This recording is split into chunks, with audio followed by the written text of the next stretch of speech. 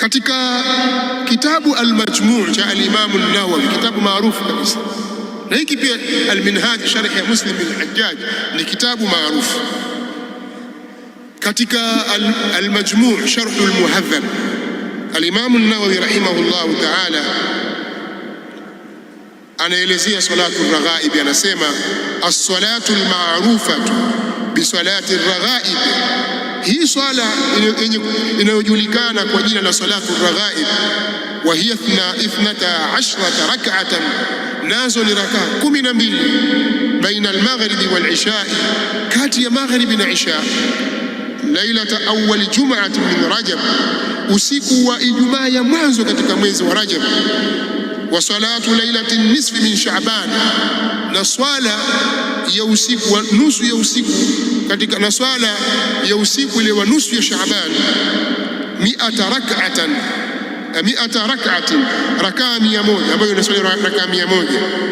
Hatani salatan bid'atan munkaratan, hizi swala mbili hizi ya Rajab na hii ya Shaaban, ya nisfu Shaaban, hizi swala mbili hizi bid'atani munkaratan, ni bid'a mbili zilizokuwa munkar.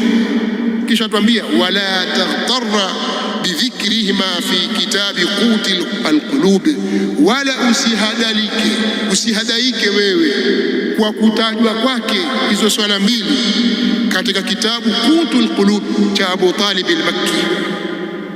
Usighuriki kwamba Abu Talib al-Makki ameitaja swala hii katika Qutul Qulub, usihadaike, usidanganyike. Wa Ihya'i Ulumiddin, au kuwa imetajwa katika kitabu Ihya'u Ulumiddin cha Abu Hamid Muhammad bin Muhammad al-Ghazali at-Tusi, usihadhalike na hilo. Wala bil hadithi al-madhkuri fihima, wala usihadhalike na hadithi yenye kutajwa katika mambo hayo. Fa inna kulla dhalika batil, hakika yote hayo ni batil.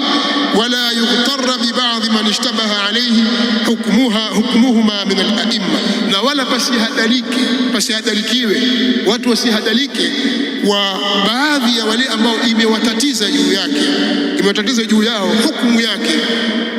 Baadhi ya wanawazuoni, kuna baadhi ya wanawazuoni walitatizika ili hukumu yake wakawa hawakuipata ina hukumu gani. Pia usidanganyike na hao ambao wametatizika katika wanawazuoni. Maneno ya al-Imamu an-Nawawi rahimahullahu ta'ala katika kitabu chake Al-Minhaj, katika kitabu chake Al-Majmu' sharh al-Muhadhab.